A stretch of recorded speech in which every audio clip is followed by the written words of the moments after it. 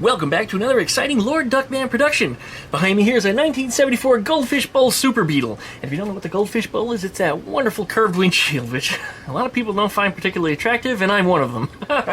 Anyway, yeah, there are flat windshield Super Beetles out there. A lot of people don't want to agree with me. The link's down below in the video description if you want to follow a video where we did a comparison. Anyway, on this car, we're doing wiring today. My favorite thing, and a lot of people are very, very afraid of, but this car had a large section of wiring harness stuff replaced, and a lot of it looks like it's either wrong for this car, particular year and model of this car, or possibly some of it is connected incorrectly. When I went inside and looked at the fuse block, I noticed right away several of the fuses are blown. So that's an issue, and it tells me that there was definitely something wrong up the chain. So I've already done the part of the video where I can't demonstrate well enough because I'm just too big to get inside of there, so I've already, by memory, reconnected some of the wires to where they belong. A few things were just on wrong spots on the fuse block. Now that that's done, we're going to try to attack the lights out here, and then we're going to actually be brave, connect the battery, and start turning things on and see what happens. So anyways, stick with me here. It could be fun. I guess we'll see. So likey, comment, subscribe. Don't forget to plug the dingle bell so you get updates every time I upload a video. Check out duckshit.net for all my different social media links, and we'll be back right after that intro.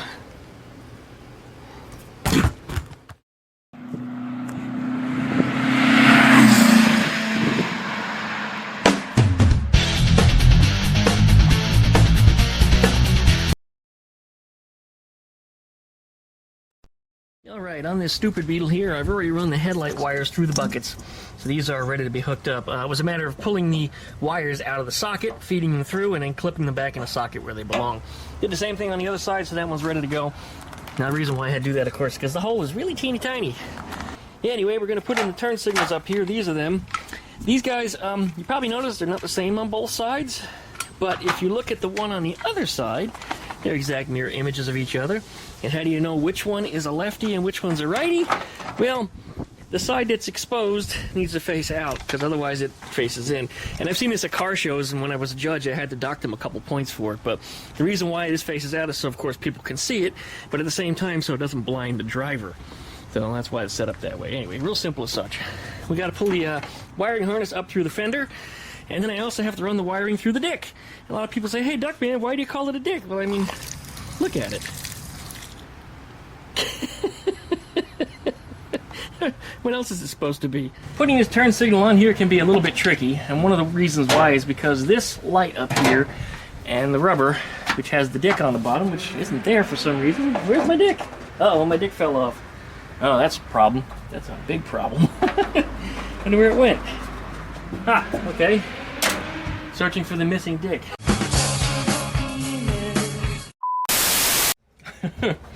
Anyway, needless to say, I found it. It just simply goes in the bottom of the gogie that's on here. Some people always ask, hey Duckman, what's a gogie? A gogie is, well, any kind of a rubber seal or a rubber thing or a rubber bumper nut. That's the best way to put it. So essentially, yeah, between your legs you got two rubber gogies. Does that help to make sense? Anyway, anything you call a goma, a rubber, you know, something like that. A gumi, German, or gogie in the Duckman language. Anyway, this got to go back on here. When this wiring harness to this light is attached to this car, it barely comes out of the top of this fender. I mean, barely. And it's practically impossible to make these electrical connections. And it's even more difficult to shove the wiring through this dick. So, take it off. Literally, it's just one screw and two plugs. And pop the dick out. And take this whole thing and just feed it on through the dick. And this is the easy way, guys. I mean, any other way, and you're wasting your time. You feed it through this way. You can put a little silicone spray on it if you want to lube it up to push it in. Silicone doesn't hurt. It's also good to repel water for whatever it's worth. And there it is. It's already through. Just like that. And it does need a little silicone spray because it's a little sticky. Anyway. Well, you know what? Now it's fine. I guess the tubing that was on there was a little bit bunched up. Anyway, this goes inside the car. This is what's going to be on the outside of the car. So now we can feed this into here, just like that. And then put this back into here.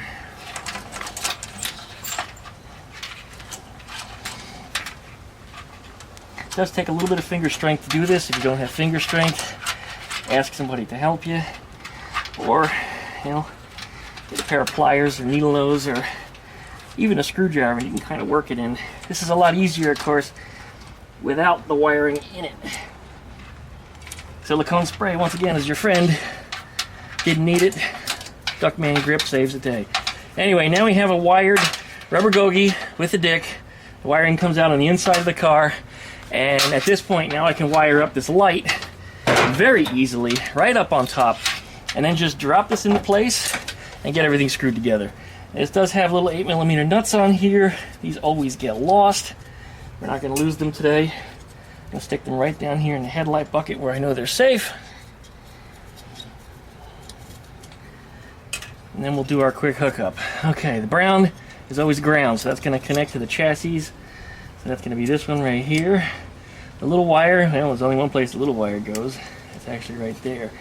And then we have our turn signal and our running light. Now these, I never know which side to put these on. And it's usually very tough to tell. Depends on the kind of light socket you have and of course the kind of bulb that's in there. This bulb looks like it's good, that's a good thing. So for whatever it's worth, that helps. You know, I can always put 12 volts through it and we can see if it's right. And here we go. I'll just connect it like this. Very easy to take this end of it and just go up to the battery and touch it like that and find out what's a. And I think that's what we're going to do. Hopefully I don't block the lens. We'll connect our ground to negative, although batteries, although light bulbs don't have a polarity. So let's see what we got. Here's our running light, which doesn't seem to be lighting up in the front for some reason. Yeah, there it is, loose bulb. And then the black one should be our turn signal then. That's correct, nice and bright. All right, guess we got it right on the first try. Okay. All right, this is where that short wiring harness comes into play. Because when this all gets pulled down to where it belongs, that wiring in here is very, very short and nearly impossible to make the connections on. Now, of course, it doesn't matter. Because I have the entire little mini harness here, or sub-harness if you will, off of the car. And I can actually make all the connections right here, so we're good for that. You shove this down through the fender. Put it in there just like so. Line up our bolt holes, try not to scratch the paint when you do it. There we go. Back one should go in there too. And it's in. And then those little nuts that we didn't want to lose, these little 8mm, then go on from underneath. And I don't know why, most of these cars never have washers. Sometimes I think that's because the little studs that stick out aren't long enough. Oh, and I already dropped one of the nuts. Oh, man. Alright, well, I guess we gotta dig that out and find it. Got a spare. Forgot I had an extra one sitting over there. Alright, we'll get that in there too. And a little 8mm wrench. Get in there with a socket, probably a little bit better than a wrench, but a wrench will do it too. And snug them up. Okay, and under the hood here, we should be able to feed our wiring harness through. One of the wires, there's two. The last one, this one. Feed it all through. Here we go. Until we come up to the dick. And if you got everything else right, the head of the dick should pop right into the hole. Just the tip. That's all you want, just a tip. Again, silicone spray will be your friend if you have any problems here. There it is, it's through. Now we just gotta reconnect. Real simple stuff. Gray goes to the gray, black goes to the black, and then the brown goes back to ground, which here had two wires. And then this thing goes right to here. And this is where you check your ground. If you're going to have a bad ground, you're going to have it right here.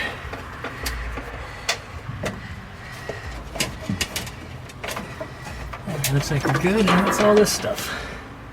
Oh, that's a radio antenna. Alright. That one is essentially ready to go. Alright, I'm going to put this up on top of here. We might find ourselves opening it back up. So I'm just going to cinch up one of the bolts just so it doesn't fall down. Get knocked off of there. Ah, you.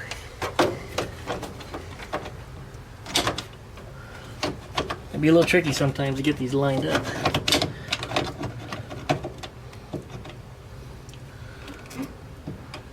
Here it is. There we go. Safe. Alright, now we gotta do the same thing to that mess on the other side. Alright, we've got turn signals. Look at them. We got us a lefty, and we got us a righty. And it's the same as the other one. I didn't bolt it down tight yet. I did test it, however, back at the battery back there. So anyway, it's good to go. Everything lit up like it was supposed to. We do have good bulbs in here. They're a little dirty though. We'll clean them off before we put it into production and close this lid up. Because you know how these things can sometimes they just blow out. That's the best way to put it. They just blow out because they're just not happy. Why don't this go back in the socket? What did I do wrong? You disturbed it. That's what you did, Duckman. And this single little bulb back here was good too, so no problems. This fixture looks like it's going to be okay. Okay, let's throw some headlights in there. Now, in here we have our headlight buckets, and when I was between videos, I looked at them and I wasn't too satisfied with what I found. I mean, look at that. That's pretty crusty. These things need a restoration, not just an install. And all the screws and everything to hold these together, they're all missing. Every one of them's gone. Also, the little clips that hold the headlight bulbs in, they're not here at all. So, yeah, we're in a bad spot. Really bad spot. So what I'm going to do, and these lights are interesting. I don't think these are supposed to open up like this, but they do. That is not a replaceable bulb in there. Well, I mean, I guess it could be. Anything can be if you know how to use a soldering iron. But anyway, we're just going to plug these suckers in. Just up front. We get them wired in the way they should go. And then we'll turn some stuff on, and we'll see if any of this stuff is going to work. It's going to be an adventure, that's for sure. Let's see what we burn up. Alright, we're shooting this clip in 4K. You're probably saying, hey Duckman, why are you shooting in 4K? That's because I'm probably going to find myself zooming way into here, and I want to give you as clear a clip as possible.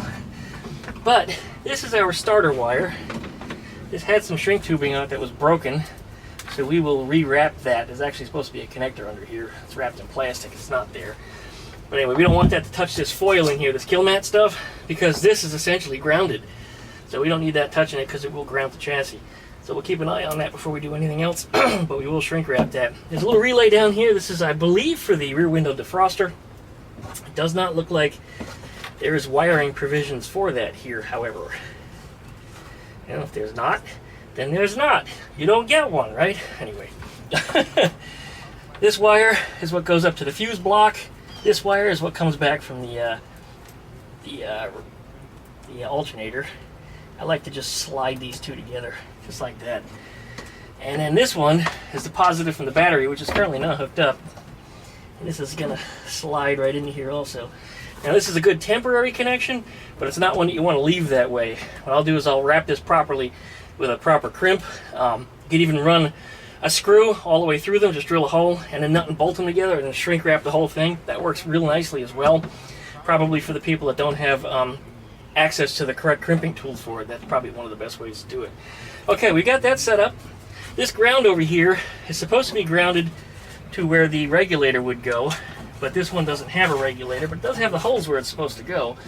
This is a 74 though. I believe 74s all had, yeah, I believe they all had alternators and not a regulator. I mean, they may have had one of them little stupid plug-in modules, but I don't know how those work.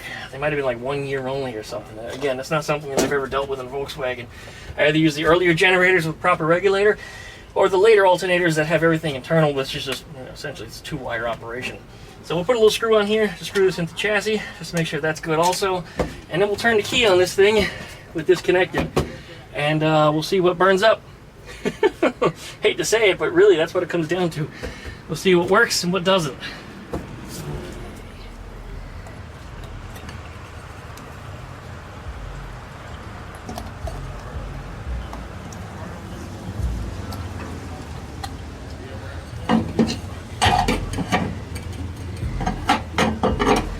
leave my screwdriver right here. Ew. It's right in here. Okay. There we go. Yeah, even if they're not properly mounted, that is an improvement, right? First, let's make sure the key is properly in the off position. In fact, I'm going to take it out. It's right there on the floor. Take our positive terminal, and yeah, we got no sparks. Good. So nothing is powered on or shorted while nothing is connected. It needs to be rubber gogi on that too. That can't be rubbing on chassis. That will start a fire. Okay. There's a key switch. Throw it down. Here we go. Put this in here. Turning on. All right, we got lights on the dash. That's good news. Before we do anything, flip a signal. All right, we got nothing there. We do have a signal up front, and we have a running light.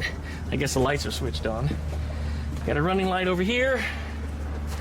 Running light on the side. And looks like we got tail light on that side, but just nothing over here at all. Oh, wait, did I see something? I thought for sure that might have been a bad ground. All right, this is gonna be our trouble area. I'm gonna have to look at where the wires come in here into the engine compartment and see if these are right, and then we'll have to chase them up the harness to see if they're connected properly, but that's good so far. All right, I wasn't expecting the lights to come on at all. Try it on the other side. Looks like we got a signal up front. And no signal in the back. Again, that could be LEDs. I forgot we put those in. Well, we didn't put them in. We found this thing with LED bulbs in it, which don't work right on these old Volkswagens, mainly because they're not bright enough. That's the biggest problem. They're about 50% as bright as they should be. So during the daytime, they're really hard to see, and at night, they're really not much better, especially if somebody's headlights are shining into it. But the other problem you have is they don't provide adequate load. So what happens is some of the things like your flasher module will not allow the lights to flash properly. And that's probably why it's doing absolutely nothing. We'll pop the cover off of this just to see. So we're gonna have to go through all the wiring here anyway. Oh, you know what? I forgot. We're also missing a terminal on this side, which is probably why we have no tail light. We'll have to look at that. Wonder if we got brake lights. Not easy for me to test right now, though. I'll try. Let's see. Oh, that brake pedal don't feel good anyway. But no, I don't see any tail light or brake light coming on either. We'll have to investigate that. But hey, that's something so far. Try our hazards. All right, working in the front. Working on that side. Anything in the back at all? Nope, still nothing. All right. All right, well, the fronts are good. I can say that I can put those escutcheons over the top of them and close it down, because those are good and solid. We're not having any issues with any of the bulbs up front. Okay, let's see. Turn the hazards back off. And what is that, start button? That looks like it might be a start button. Does this work as a start? You know what? Make sure we're not in gear.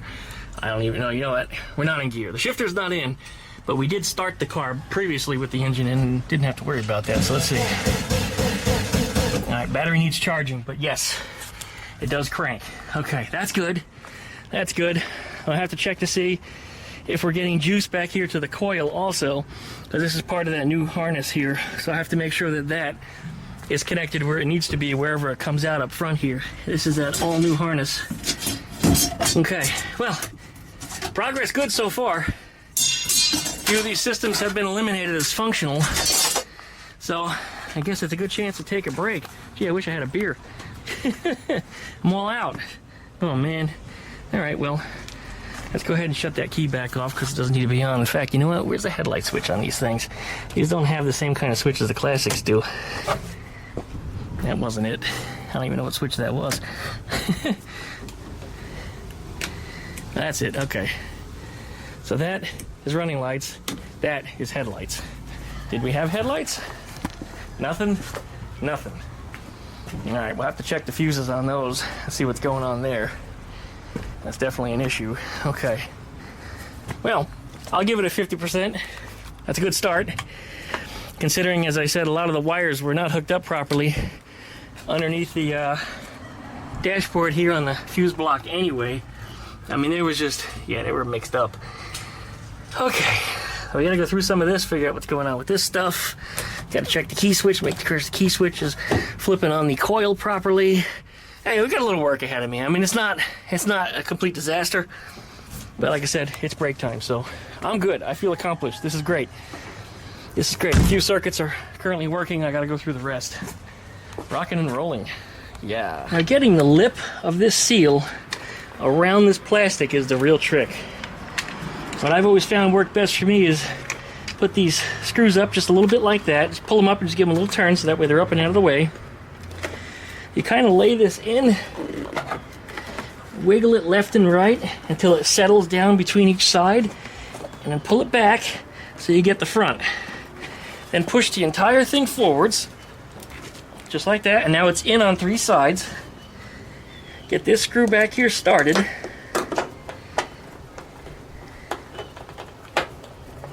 Just like that. And then come in here with a flathead screwdriver and gently pull that seal up.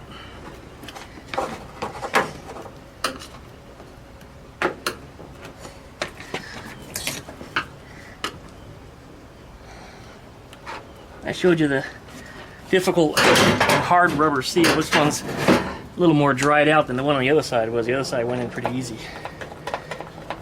Get the back one snug before you do the front one. Don't tighten it all the way though, because you still want to have a little bit of play. Sometimes it's a little hard to get this front screw aligned. Now this one went right in. Okay. You don't always do that. Sometimes you got to move the entire headlight left and right to get at the seat properly so you can get the screw in. Alright, let's snug this one back up. There we go. Look at that. That's how you get that seal in there. And I see people fight with these things. I mean, they try to put the seal on first, and then they try to smash it in the fender. That just doesn't work. You see it's rolled all the way around like it's supposed to be. That's with a brand new seal, even though it's an older brand new seal and it got a little hard and it shrunk a little bit while it was out of the package. What'll happen now that it's out in the sun, it's exposed to the elements again, it will harden, but it'll harden to the light. So what'll happen is it will fit every time. So if you have to pull this back out later and go to put it back in, it's going to fit more easily. It'll probably just drop right in, and you won't have to worry about stretching anything again. Anyway, good. That's done, and this one is done. 2 more things to cross off the list. All right, now we got to figure out why we don't have headlights. Well, that comes as a surprise.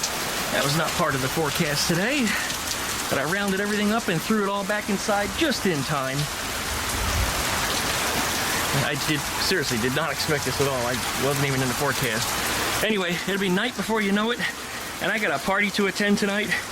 It's Mrs. Ranchero 302 me's birthday party. A lot of birthdays go on in September, myself included. Yep. Anyway, wrapping this video up a little earlier than I wanted to. I hope there's enough content to actually make a whole video. Otherwise, it's going to be a short whole video, I guess. Maybe we'll just run another one later this week. Sometimes I get lucky and that can happen.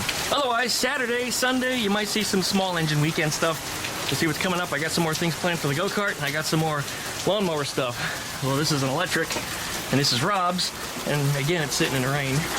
Guess we should bring that in. Electric stuff really isn't good in rain. I'm sure it's weatherproof to some extent, but anyway. Better off in than out. That's all I gotta say. Anyway. Alright, well, licky, likey, comment, and subscribe. Don't forget to plug that dingle bell so you get updates every time I upload a video. Check out DougShit.net for all of my different social media links. And we'll see you guys next time. If the universe is willing, of course. And I guess that's it for today. Appreciate it, guys. See you next time.